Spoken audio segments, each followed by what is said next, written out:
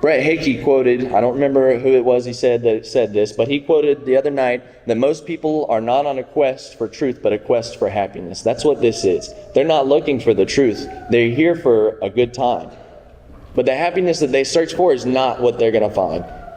That's not true happiness, because true happiness only comes from God. It only comes from faith in the one true God and committing our lives to Him. We're not going to find it anywhere else. Psalms chapter 144 verse 15 says, "Happy is that people that is in such a case. Yea, happy is that people whose God is the Lord." Psalms 1 through 3, "Blessed is the man who walks not in the counsel of the wicked, nor stands in the way of sinners, nor sits in the seat of scoffers. But his delight is in the law of the Lord, and on his law he meditates day and night. He's like a tree planted by streams of water that yields its fruits in its season, and its leaf does not wither. In all that he does, he prospers." That is the roots that we need to be planting. Roots that are deep, that are strong in the faith that we have for God, not for anything else. And don't get me wrong, our relationships with each other are very important. Some of the most important things, the most important aspects of our Christian lives. But it is not our foundation, and we can't mistake that. We have to commit our lives to God.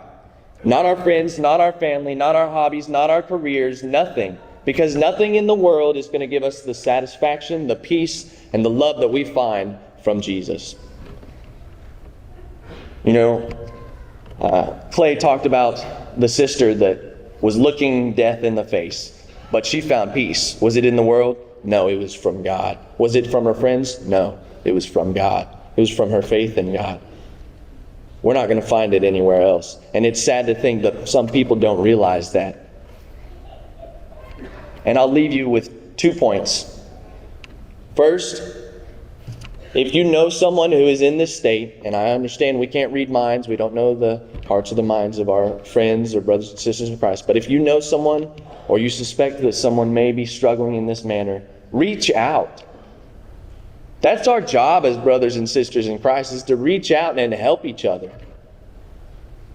You know, we just heard our brother quote James chapter 5 verse 16. It's one of my favorite verses in the Bible because it tells us to confess to each other and to pray for each other because it's very effective. It says it's powerful.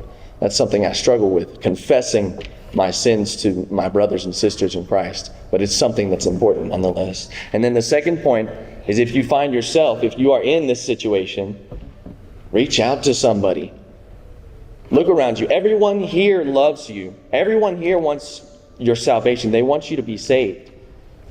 You're not alone. But don't put your roots in those relationships. Put your roots in God. Because that's what those relationships are built on. Trust in God, not on people.